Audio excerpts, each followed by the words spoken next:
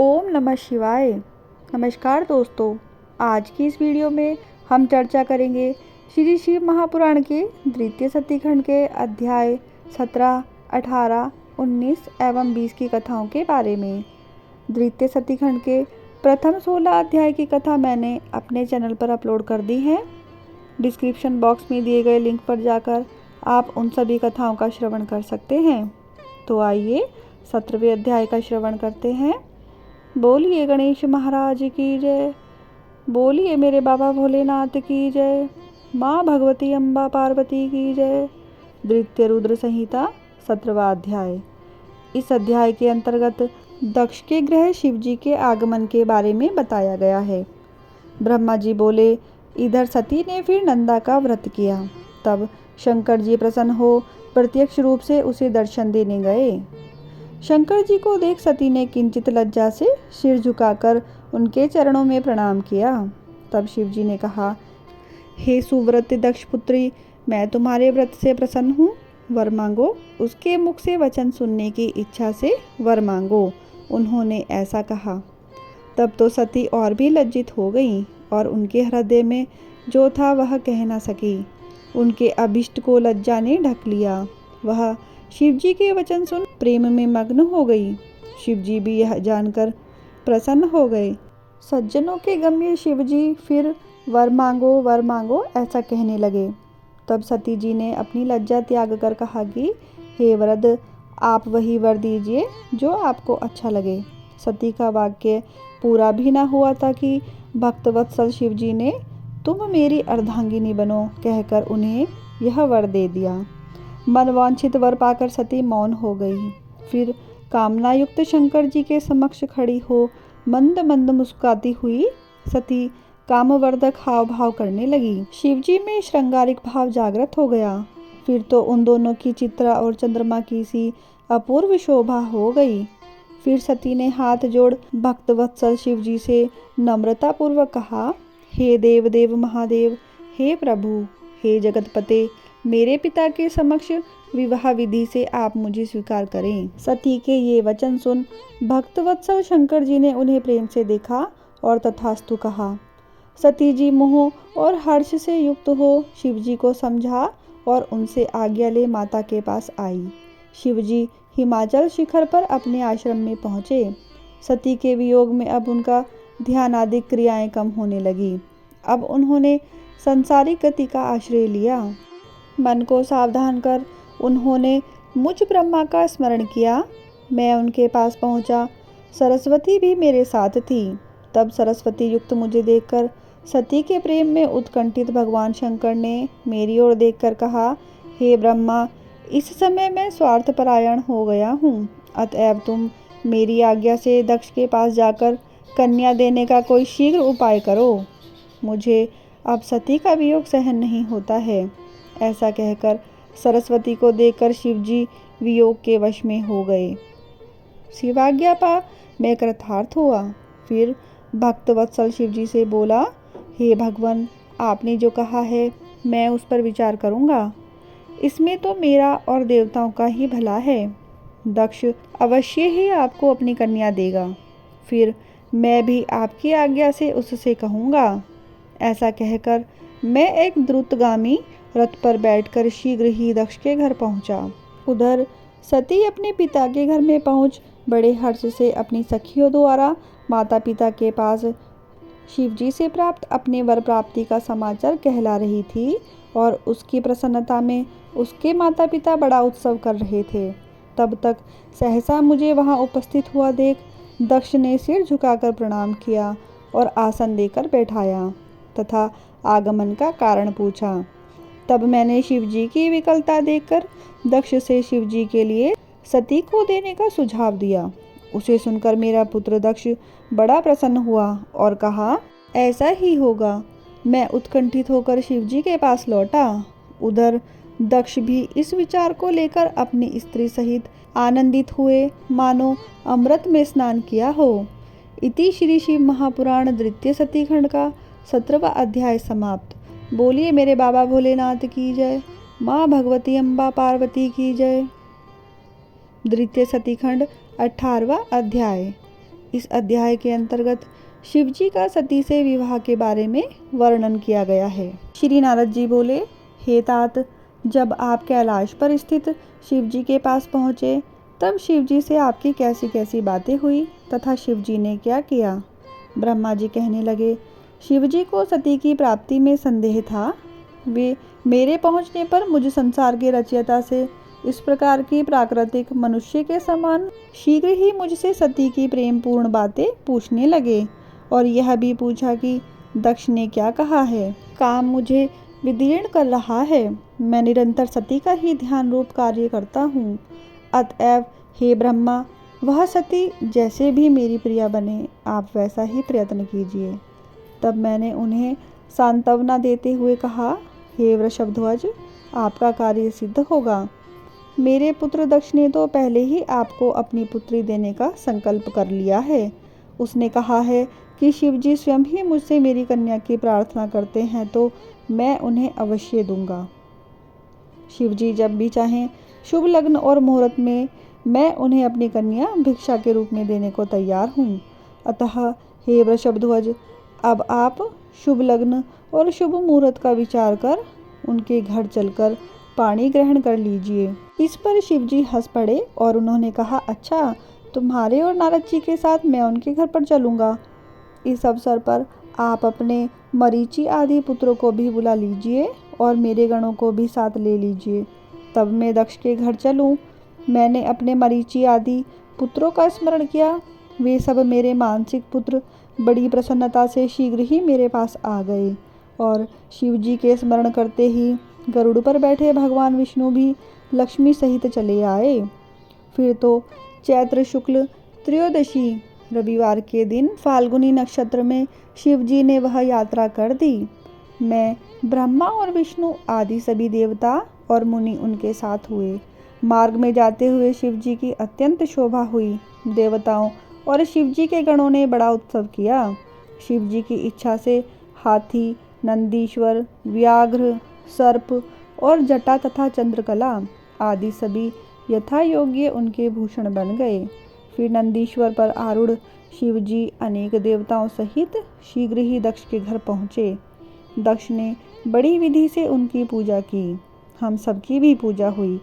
दक्ष ने सबको सुंदर आसन आदि देकर बड़ा सत्कार किया। फिर मेरे पुत्र दक्ष ने मुझसे कहा कि अब आप विवाह संबंधी सब कार्य कराइए। मैंने बहुत अच्छा ऐसा कहकर सब कार्य कराया। दक्ष ने नवग्रहों के बल से शुभ लग्न में शिवजी के लिए सती का कन्यादान किया। शिवजी ने सर्वांग सुंदरी दक्ष पुत्री का पाणी ग्रहण किया। समस्त देवता और मुनि स्तुतियों द्वारा शिवजी को प्रसन्न करने लगे। नृत्य गान का बड़ा उत्सव हुआ। देवताओं और मुनियों को परम आनंद प्राप्त हुआ।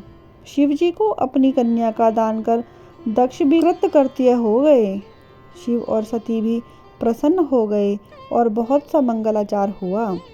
इति श्री शिव महापुराण द्वितीय सती खंड का 18वां अध्याय समाप्त। बोलिए मेरे बाबा भोलेनाथ की जय। माँ भगवती अम्बा पार्वती की जय। द्वितीय सती खंड 19वां अध्याय। इस अध्याय के अंतर्गत ब्रह्मा जी पर शिव जी का कोप के बारे में बताया गया है। ब्रह्मा जी बोले, कन्यादान के पश्चात दक्ष ने शिव के लिए बहुत दहेज दिया। ब्राह्मणों को भी बहुत सा धन दिया। तब लक्ष्मी सहित विष्णु ने उठकर शिव के पास आ हाथ जोड़कर कहा, हे महादेव जी, आप संपूर्ण ब्रह्मांडों के पिता और सती सबकी माता हैं। अतएव अब आप सती रूप शक्ति से देवताओं, मनुष्य, सज्जनों का कल्याण कीजिए। तब शिव जी ने हंसकर कहा, एवं अस्तु। यह सुनकर विष्णु जी अपने स्थान को चले गए। तदंतर सती और शिव ने मेरी आज्ञा से यथाविधि अग्नि की प्रदक्षिणा की और गीत नृत्य आदि का अद्भुत महोत्सव हुआ। शिव की माया ने देवताओं, मनुष्यों और राक्षसों सहित सारे विश्व को मोहित कर दिया। मैं भी मोहित हो गया। विवाह कराते समय दक्ष की पुत्री पतिव्रता स्त्री को देखकर मैं कामाविष्ट हो गया और उनका मुख देखने की इच्छा करने लगा। परंतु पतिव्रता सती ने लज्जा से अपना मुंह ऐसा ढक रखा था कि मैं देख नहीं सकता था। तब मुझ कामार्त ने उसका मुख देखने का उपाय विचारा और अग्निकुंड में बहुत सा गीला ईंधन डालकर थोड़ी सी घी की आहुति दे दी, जिससे गीले ईंधन से धुआं उत्पन्न होने लगा और अंधेरा हो गया। फिर तो सती के मुख से वस्त्र हटाकर मैंने उसका मुख देख लिया। मेरी इंद्रियों में विकार उत्पन्न हो गया। बर्फ के समान मेरी वीर्य की 4 बूंदें पृथ्वी पर गिर पड़ी। मैं शंकित हो उसे छिपाने लगा, परंतु शिवजी ने अपने दिव्य नेत्रों से मेरा वीर्य पतन देख लिया। तब उन्होंने क्रुद्ध होकर कहा, रे पापात्मा, तूने यह क्या निंदित कार्य किया? विवाह के समय मेरी स्त्री का मुख अनुराग से देखा। क्या जानता था कि शिव को इसका पता नहीं चलेगा? रे ब्राह्मण, त्रैलोक्य में मुझसे कुछ छिपा नहीं है। जैसे तिलों में तेल व्याप्त है, वैसे ही स्थावर जंगम सबका मैं अंतर्यामी हूँ। ऐसा कहकर शिवजी ने मुझे मारने के लिए त्रिशूल उठा लिया। मरीचि आदि मेरे मानस पुत्र हाहाकार करने लगे। भयभीत देवता शंकर जी की स्तुति करने लगे। दक्ष ने भी सामने जा हाथ उठाकर शिवजी को शीघ्र ही रोका। शिवजी ने कहा, विष्णु जी के कहने के अनुसार मैं सती को काम दृष्टि से देखने वाले को मार डालूंगा। ब्रह्मा ने आशा भरे नेत्रों से सती को क्यों देखा? इसका वीर्यपात भी हो गया, अतएव मैं इस अपराधी का वध करूंगा। शिवजी के ऐसा कहते ही सारे देवता कांप उठे। उसी क्षण विष्णु जी ने आकर क्रोध से भरे हुए शिवजी की बड़ी स्तुति की। दृढ़व्रती शंकर ने कहा, हे विष्णु, तुम मुझे प्राणों से भी प्रिय हो, मुझे हटाओ नहीं, इस दुष्ट को मारने दो। यह ब्रह्मा बड़ा दुष्ट है, मैं इस महापापी को मारूंगा। अब सृष्टि को मैं स्वयं ही रचूंगा अथवा अपने तेज से दूसरा ब्रह्मा बना लूंगा। इस पर विष्णु जी ने मुस्कुराते हुए कहा, हे ईश, प्रतिज्ञा दूसरों के लिए होती है, अपने लिए नहीं। आप विचार कीजिए, यहाँ प्रतिज्ञा पूर्ण करने की बात नहीं है। हम तीनों देवता आप ही के स्वरूप हैं। शिवजी ने कहा, नहीं, यह ब्रह्मा प्रत्यक्ष भिन्न है। विष्णु जी ने कहा, नहीं, ना तो ब्रह्मा आपसे भिन्न है और ना मैं, तथा आप भी मुझसे भिन्न नहीं हैं। हे सर्वज्ञ, आप सब कुछ जानते हैं, परंतु इसी बहाने सबको सुनाना चाहते हैं। इससे क्या होगा?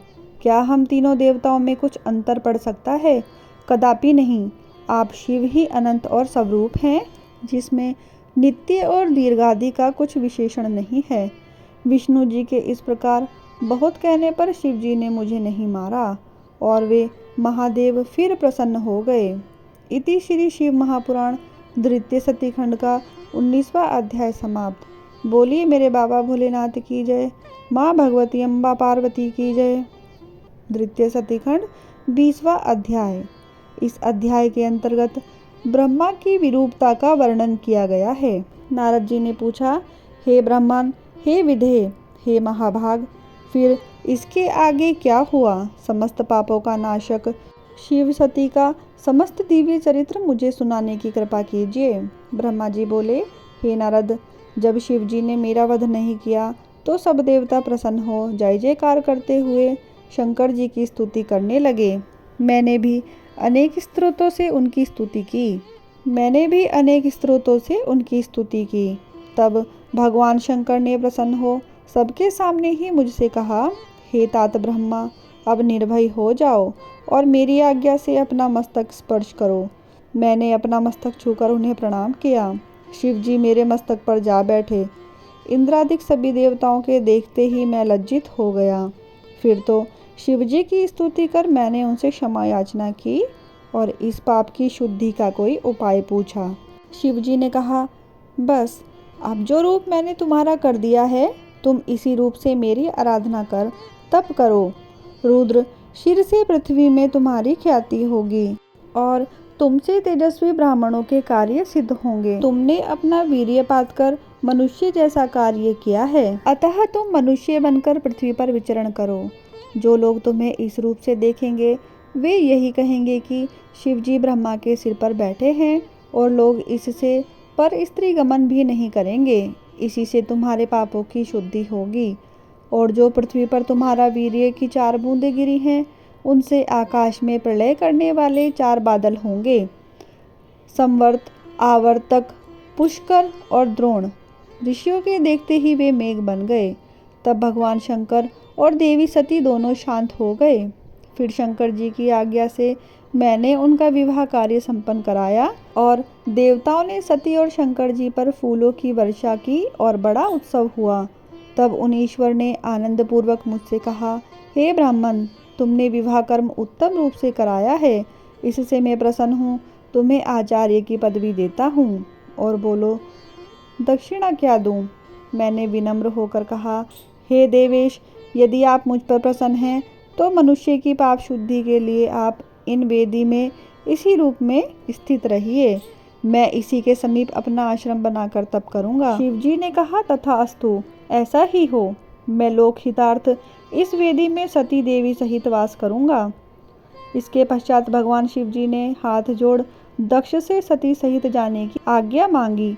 दक्ष ने बड़े उत्साह से अपनी पुत्री सती सहित श्री शंकर जी को विदा किया।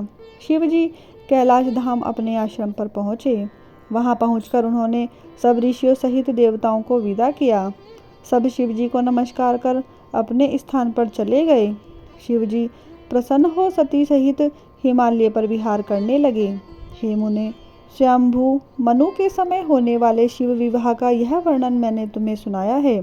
जो पुरुष विवाह के समय अथवा यज्ञ के पूर्व ही अव्यग्र होकर शिव जी का पूजन कर इस आख्यान को सुनेंगे, उन्हें विवाह आदि सारे कर्म निर्विघ्न पूरे होंगे। कन्याएं इसे सुनकर सुख सौभाग्य से पूर्ण, शील आचार गुणों से युक्त, साध्वी तथा पुत्रवती होती है। इति श्री शिव महापुराण द्वितीय सतीखंड का 20वां अध्याय समाप्त। बोलिए मेरे बाबा भोलेनाथ की जय। माँ भगवती अम्बा पार्वती की जय। आशा करती हूँ कि मेरे बाबा भोलेनाथ की यह परम पावन कथा आपको बहुत प्रिय लगी होगी। अगर आपको मेरी वीडियो पसंद आती है तो आप इनको लाइक करें, शेयर करें और चैनल को सब्सक्राइब भी करें। धन्यवाद।